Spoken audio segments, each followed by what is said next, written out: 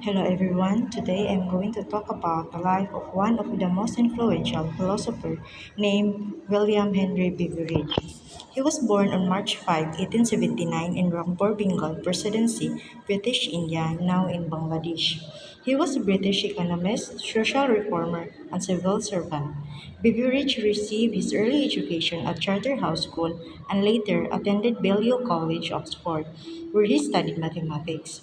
He excelled academically, earning a first class degree in mathematics. Subsequently, he turned his attention to law, obtaining a degree from University College, Oxford.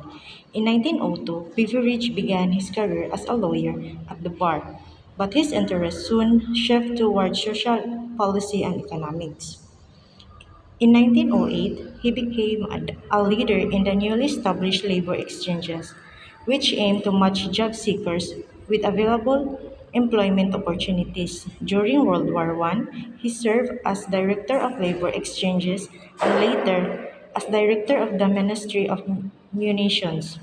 After the war, Beveridge continued his career in public service, holding various government positions, including as Permanent Secretary of the Ministry of Food. He also served as Vice Chancellor of the University of London and Director of the London School of Economics. Beveridge continued to be involved in public service and academia. He was knighted in 1946 and appointed as a peer in the House of Lords in 1947. He also served as Master of University College, Oxford from 1937 to 1944. William Henry Beveridge passed away on March 16, 1963, leaving behind a lasting legacy as one of the most influential social reformers of the 20th century. His ideas continue to shape social policy and welfare systems around the world. Works and writings. Sir William Beveridge was a prolific writer whose works spanned across various aspects of economic and social policy. His writings laid the groundwork for the modern welfare state in the United Kingdom and influenced social policy in various countries. First work he made, Unemployment, a Problem of Industry, in 1909. In this early work, Beveridge tackled the issue of unemployment, arguing that it was not just a temporary problem associated with economic cycles, but a structural issues within industrial societies. He explored the causes of unemployment and proposed measures for its alleviation, marking the beginning of his lifelong interest in social welfare issues. Second, social insurance and allied service, the Beveridge Report in 1942. This is Beveridge's most famous work, commonly known as Beveridge Report. It proposed a comprehensive system of social insurance and addressed the five giant evils. He identified as plaguing society. 1. Disease, ignorance, squalor, and idleness. The report recommended the creation of the National Health Service, a universal allowance for children, and full employment policy, among other things. It became the blueprint of the post-war welfare state in Britain. The five giant evils. First is poor. Beveridge wanted to break the cycle of poverty where health problems caused by inadequate housing restricted people's ability to work. Second, ignorance. Beveridge thought that higher social classes were ignorant of the problems affecting communities. Third, want. Beveridge was concerned with ensuring everyone in society had what they needed to survive.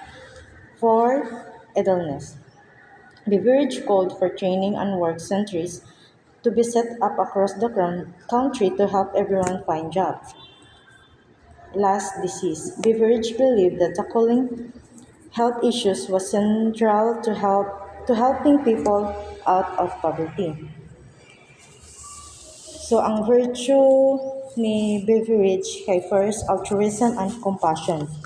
Beveridge's commitment to social welfare reforms was driven by a deep sense of altruism and compassion for those suffering from poverty, unemployment, and ill health.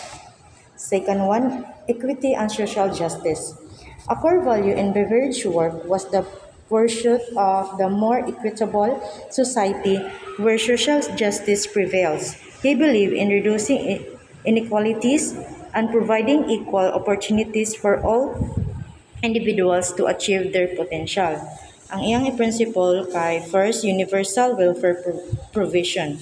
Based on the virtues of altruism, compassion, and equity, he proposed a system where services were accessible to all, regardless of income or social status, aiming to eliminate poverty, disease, and inequality.